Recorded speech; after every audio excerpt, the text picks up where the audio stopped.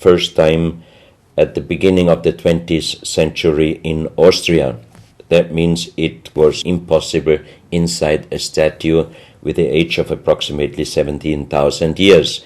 But when I called immediately Professor Pittoni, he was laughing and he said, "I'm a geologist. If a statue is making a strange sound, I do not open it just right away, but I did several X-rays, and you can see here on the right picture one of the X-ray photos, and you see that inside the closed statue already the round ball, the chrome steel ball, was existing. On this X-ray photo you can see exactly, and also Professor Pittoni saw that this statue in former days already was opened but perfectly closed again, and he called a specialist who opened it exactly concerning this photo, the small stone ball which was closing the hole inside, and you can see that the metal ball was already existing. Some of you might have watched several pictures, photos on the internet of giant skeletons found in desert, in India, in China and other places.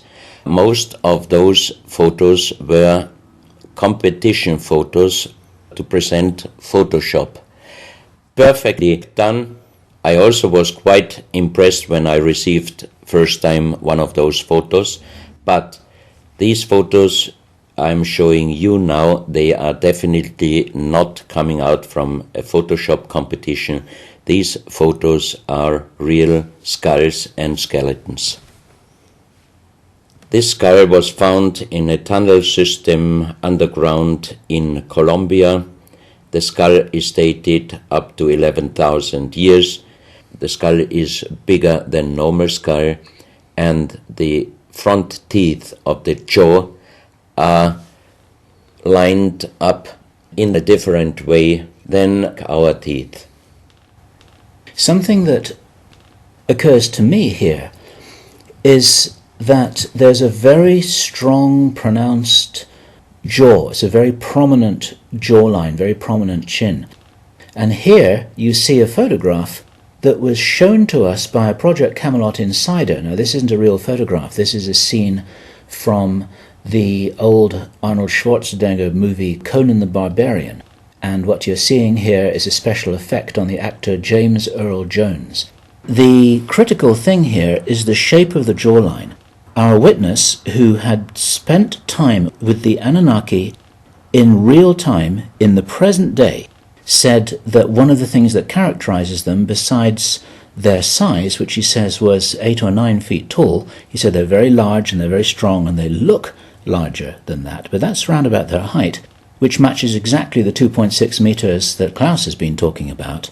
He said it's a very prominent, strong jawline, and this is what strikes me about these skeletons, these skulls here that we're looking at right now. Didn't know. No, you need to know this. Back to Klaus. So once again, here you have a very old photo done in a museum in La Valletta in Malta, and it shows several long skulls, and the explanation is deformed skulls, but they are very long, going to the back. This is one of several very, very strange skulls. They are presented in a small museum in Ica in Peru. Ica is located close to the famous Nazca lines, and the museum is called Museo Maria Reiche, the German lady who was researching her whole life about the Nazca lines. And in this museum you can see the most strange skulls I ever saw, all found in this area close to the Nazca lines. So the question is, what kind of humans were living there, and how did they get those skull forms? And especially this one, definitely several doctors and experts told me it would not be possible to create such a kind of deformation, because through deformation you do not get the double bone material on the skull, and on this skull even you have particles of the skin and hairs, and I think it would not be difficult to do a age dating and especially a DNA analysis of this skull. On this picture I show you some legendary skeleton forms of giants.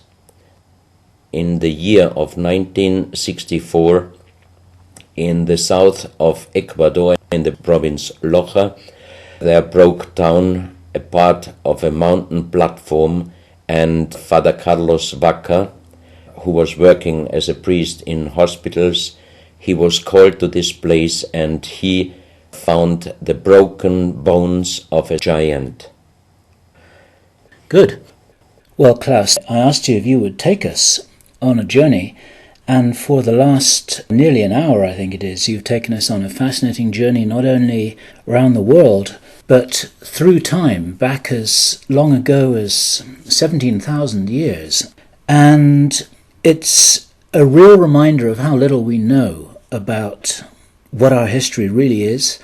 These are important pieces of an important puzzle, and you're doing an enormous amount to raise people's awareness of what it is that we're not shown in many museums, what it is that we don't read in anthropological textbooks, and what it is that many university professors still refuse to recognize. And thank you so much for your part in helping to raise our own understanding of our history on planet Earth. Klaus, thank you.